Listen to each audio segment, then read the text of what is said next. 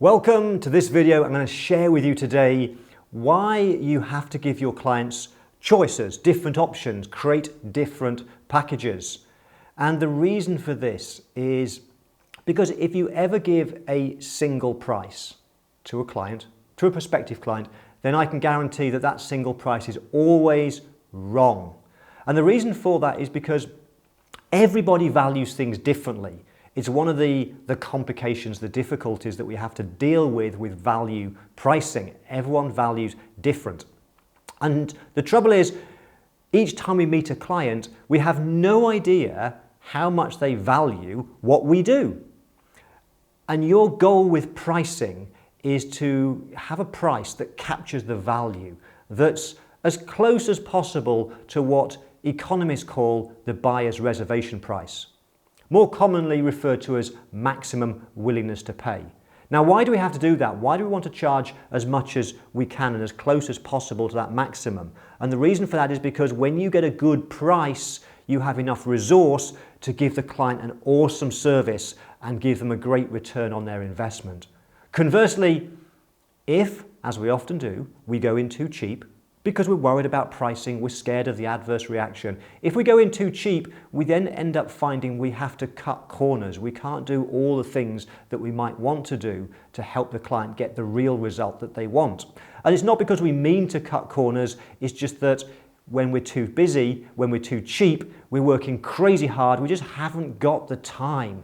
And that's because our pricing's wrong. And that's is making it harder for you. You're working crazy hard, you're not making the money you deserve, but it's also not fair on the client because we can do so much more for our clients if only we had the time, and that comes from pricing properly. So you need to do that, you need to price the right price. But how do you do that if you don't know how much each client is willing to spend?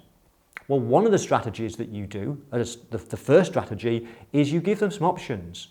I call this menu pricing. Menu pricing, think of it, if you like, as a bronze, silver, gold. It's about creating different packages. So you might have a bronze bookkeeping service, a middle level, a silver bookkeeping, and a premium gold level bookkeeping to suit different types of clients' needs. And then when you present your solution and your prices to your clients, you give them a choice. You see, if Starbucks only sold the one size coffee, the tall, which happens to be their smallest one, it's tall, grande, and then venti. If they only ever sold a tall, when people go into Starbucks, they can only buy the tall latte. And if they did that, they would be throwing away millions of dollars every single year because some people want to spend more money. If you don't have an option where they can spend more money with you, then they won't. Here's an example. Way back in the 1990s when I started my accounting firm, I did a lot of tax planning work in corporations and I used to charge way too low, a couple of £100. And then I came across this idea of giving three choices and I created three different packages.